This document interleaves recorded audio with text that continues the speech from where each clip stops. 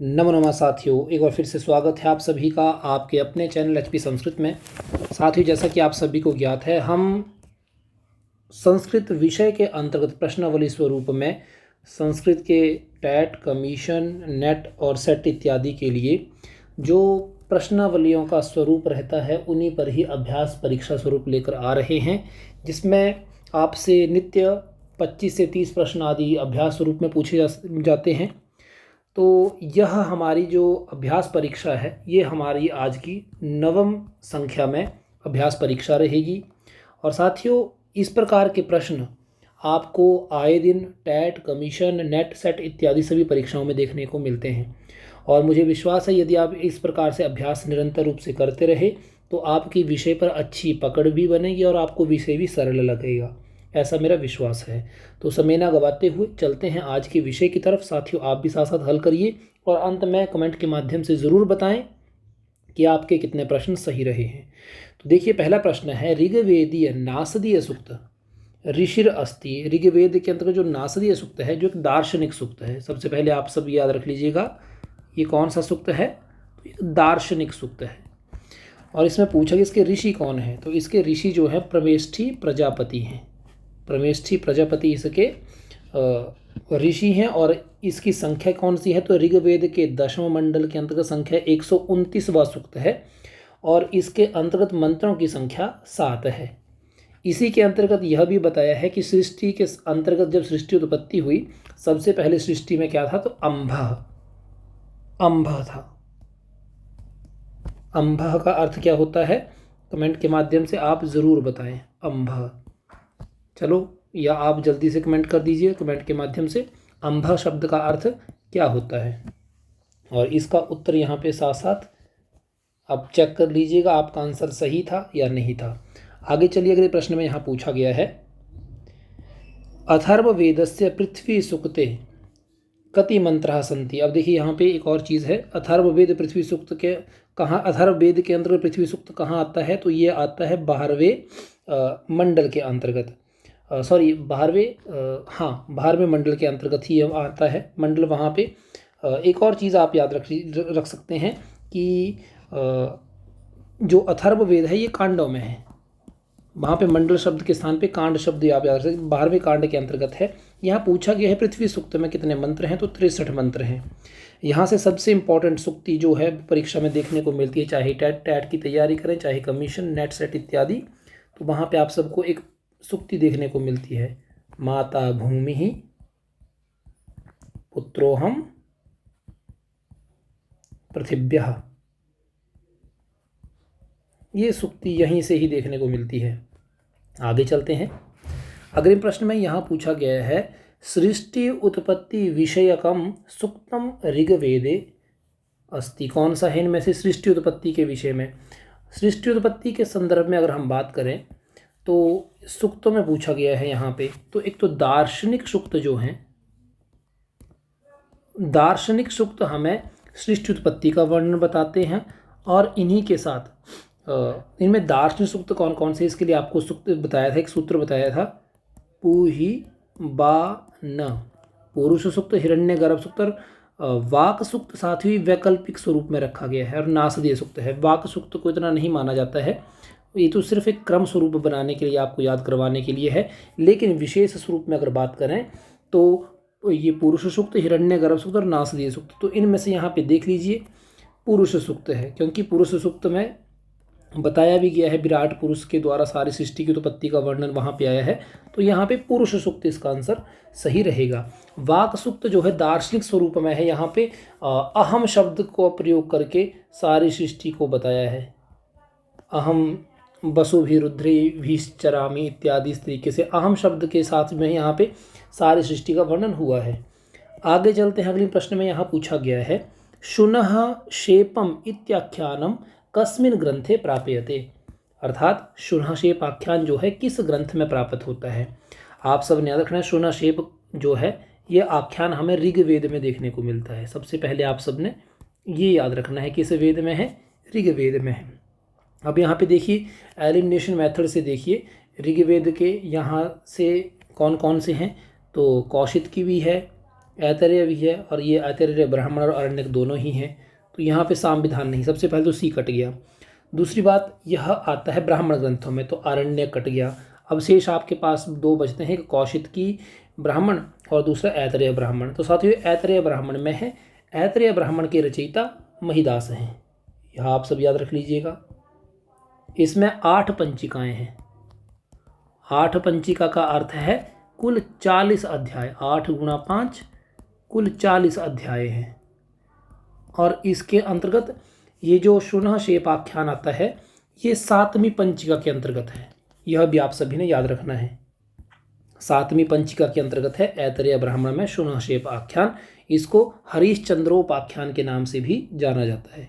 राजा हरिश्चंद्र के संदर्भ में जो आपने कथा सुनी है अजीगर्त इत्यादि की, वो यहाँ पे सारी की सारी कहानी इसी में ही आती है, शुनः शेप आख्यान में।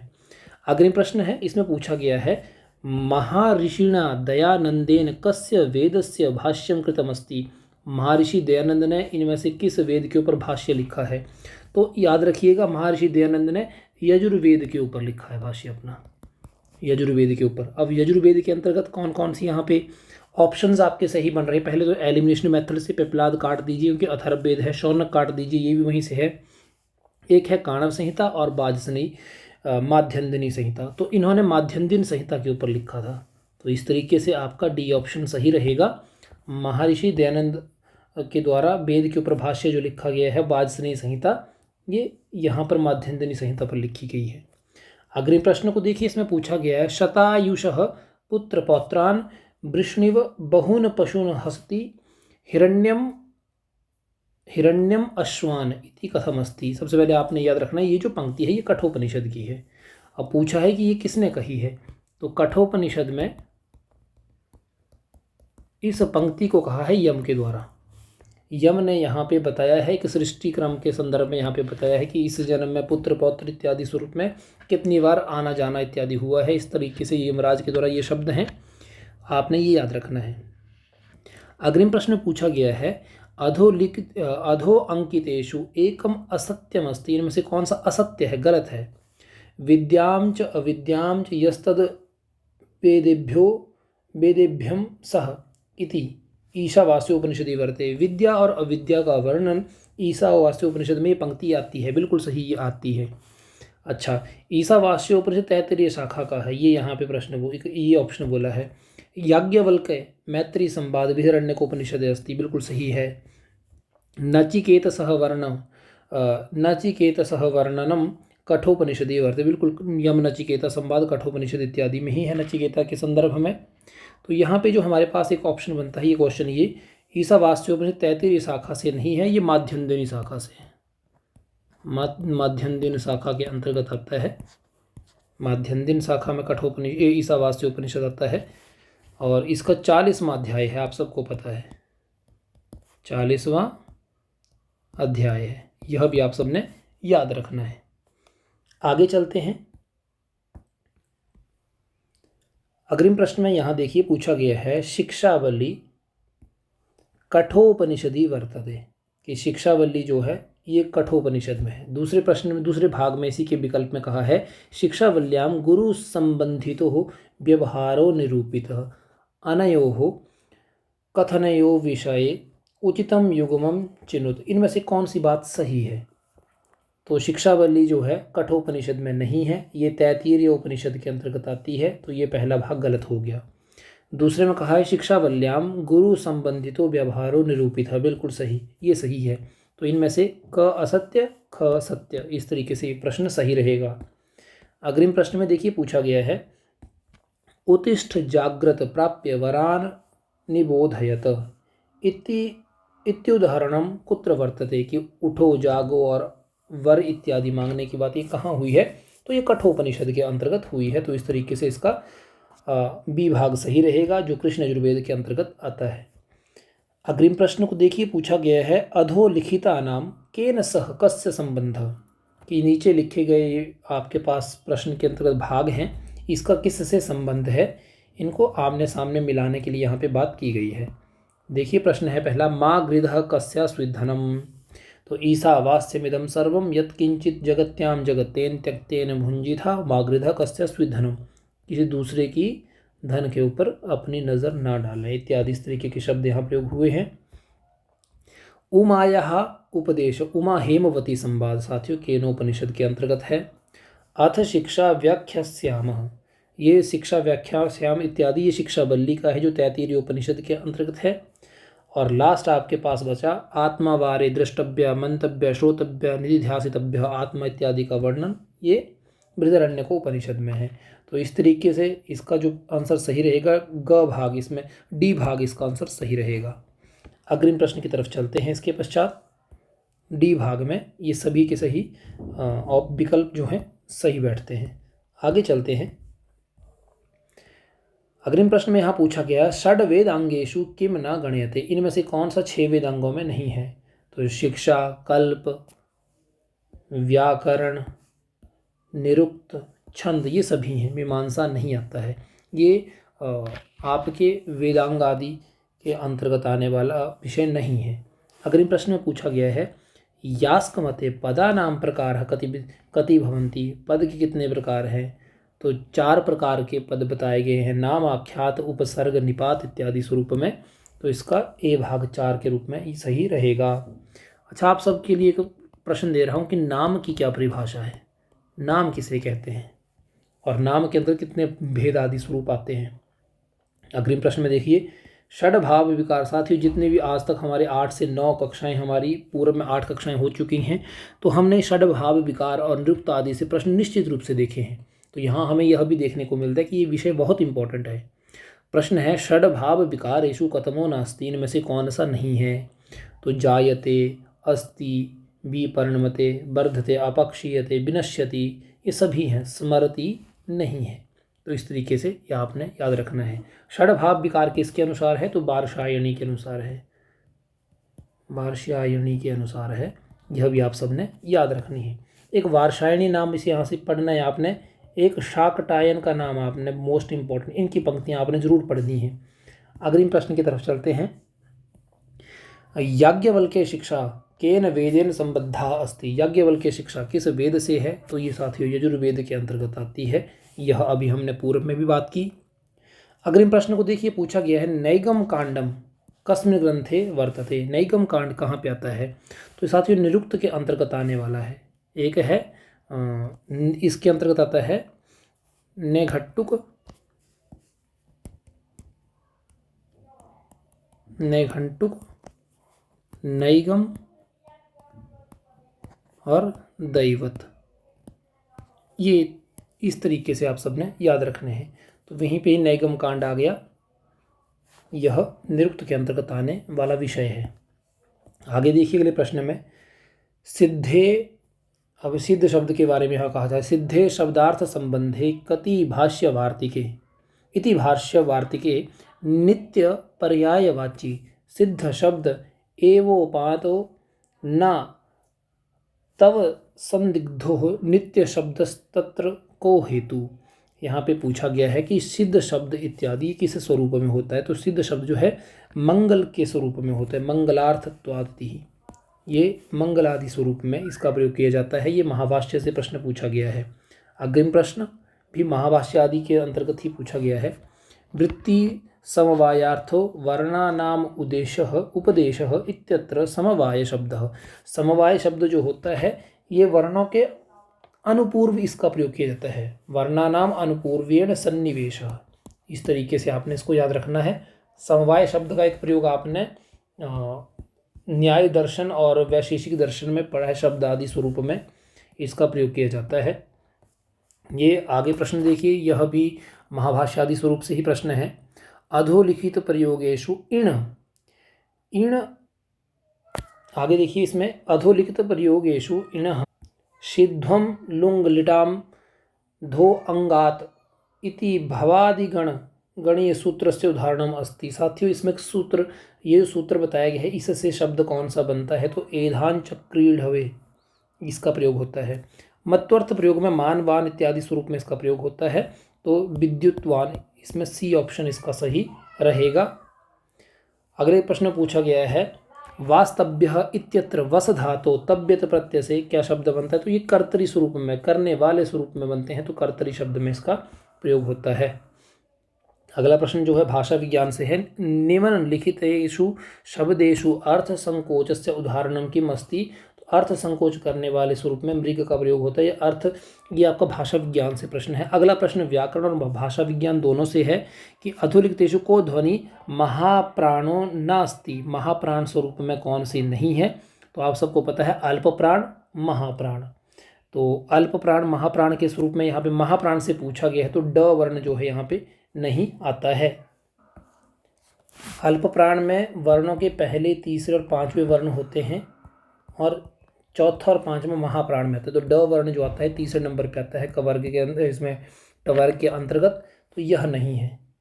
आगे चलिए, ऐश्वर्यम कस्य लक्षणम भवती। ऐश्वर्य जो है किस चीज़ का लक्षण है। तो ये सत्व गुण के अंतर्गत आने वाला विषय है। ऐश्वर्यम अनैश्वर्यम जो आगे 8 प्रकार के इसमें जो आपकी सांख्य कारिका है उसके अंतर्गत जो वर्णन आगे बताए गए हैं, बुद्धि आदि स्वरूप में 8 भेद बताए गए हैं, ज्ञान अज्ञान आदि, ऐश्वर्य अनैश्वर्य, राग इत्यादि, वहाँ पे ये वर्णन आता है।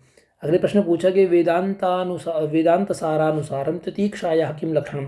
तितीक्षा का लक्षण क्या है। तो शीतोष्ण द्वंद्व सहिष्णुता तितीक्षा। जन्म मरण बंधनात् मुक्ति ही मरणम इत्यादि। मोक्ष इच्छा, ये भी इसी के स्वरूप में मुमुक्षुत्व मोक्ष इच्छा कहलाता है। हाँ जी। और विहिता नाम करना नाम विधि पूर्वक त्याग करना, विहित कर्मों का विधि पूर्वक त्याग करना, ये क्या कहलाता है, कमेंट के माध्यम से ज़रूर बताएं। आगे चलते हैं। अग्रिम प्रश्न में यहाँ पे पूछा गया है, अथातो धर्म जिज्ञासा इति जैमिनीय सूत्रे वेदाध्ययनस्य दृष्टार्थ ब्रूते। किसको कहा गया है। तो अथ शब्द अंतर्वचन के लिए है, अत शब्द दृष्टार्थ ब्रूते के लिए कहा गया है। यह आपने याद रखना है। अगला प्रश्न है, आदित्यो यूपः इत्यत्र किम विधो अर्थवाद। अर्थवाद के इनमें से कौन सा अर्थवाद स्वरूप में आता है उदाहरण। तो ये अर्थवाद का ही एक उदाहरण है। आगे भेद बनता है गुणवाद, इसके अंतर्गत ये शब्द एग्जाम्पल जो है वहाँ पे दिया गया है। आगे देखिए, यह कहा है, यदि हास्ति तदन्यत्र यन्ने हास्ति ना तत्क्वचित। ये कहाँ की उक्ति है, कहाँ की पंक्ति है। तो साथियों ये पंक्ति महाभारत की है। यन्ना भारते तन्ना भारते यदि नास्ति यदि हास्ति तदन्यत्र यन्ने हास्ति ना तत्क्वचित इत्यादि।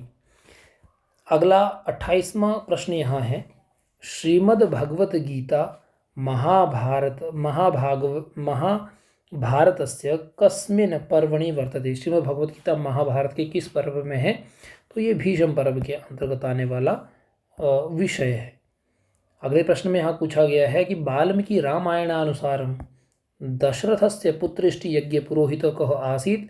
तो इसमें पुरोहित कौन थे, ऋषि श्रृंग थे और इन्हीं की पत्नी का नाम शांता था और ये जो थे जामाता थे, दशरथ की जामाता इत्यादि स्वरूप में थे। यह भी आपने याद रखना है। रोमपाद के जवाई स्वरूप में थे।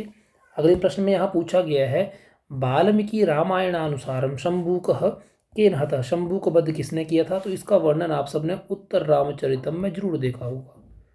उत्तर रामचरितम में इसका वर्णन भवभूति ने बड़े आराम से इसका वर्णन किया है दूसरे अंक के बीच में, जहाँ पे ये सीता के प्रेम में, अर्थात जब सीता को वन में छोड़ के जब वापिस आ गए थे तो उस समय में उस रस को बचाने के लिए भवभूति ने बीच में शंभू को वध का वर्णन किया था। और शंभू को वध किसने किया था। तो राम के द्वारा किया गया था। यह विषय वहाँ पर आया है। साथियों कमेंट के माध्यम से बताएं आपके कितने प्रश्न सही हुए। और साथियों इन वीडियोस को उन दोस्तों तक ज़रूर पहुँचाएँ जो हिमाचल में होने वाली परीक्षाएँ या फिर अन्य किसी प्रदेश में होने वाली परीक्षाएं, या फिर यदि आप कमीशन अपने राज्य की कमीशन की तैयारी कर रहे हैं। साथियों विषय तो हर जगह जैसे ही रहेंगे, चाहे कमीशन की तैयारी कर रहे हैं, चाहे नेट की तैयारी कर रहे हैं, चाहे आप सेट की तैयारी कर रहे हों या टैट इत्यादि की तैयारी कर रहे हों, तो वहाँ पे आपको ये प्रश्नावली आप सभी के लिए सहायक रहेंगी। तो अभी के लिए इतना ही। इस वीडियो को उन दोस्तों को जरूर पहुँचाएं जिनको इसकी आवश्यकता है और जो अभ्यास स्वरूप में अभी प्रश्नोत्तरों को हल कर रहे हैं। तो अभी के लिए इतना ही। नमो नमः साथियों।